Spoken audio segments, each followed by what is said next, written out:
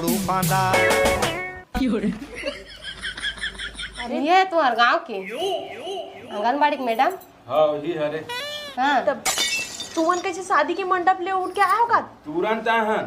ये दादा ता हमारा फॉर्म डालने की कहाँ है? और तो आँखें नहीं दिखे का जी का चश्मा लगा है कमजोर है काय करा। कट्टे पर बोला लगाए देख ना वो हादे हमार गवाही है देख मडौका बैठे और गवाही की बेट महाराज हवाए और की बेट सिंदूर भरे फिर मंगलसूत्र पहने देख करदन पे नवा लहंगा पहने मैडम। हाँ हाँ हाँ मैं भर दे का था मैडम अपने से भर दे मैडम प्लीज मैडम भर दे। और कैसे समझा तो दई मैं? अरे बहनी मोला समझाए वाला बात नहीं है। फिर मोला तुमन के शादी के सर्टिफिकेट जरूरी है काबर कि मैं फॉर्म डालूं तो अगला जो प्रूफ देखना नहीं थे उमन तब मैं तो प्रूफ दूं काय की थे तइसने सर्टिफिकेट की थे तइसने तबे त मानबे अते को मोडौका बैठे का तक का बनी मानत है तो मैडम तो कब का समझा मैडम भर देना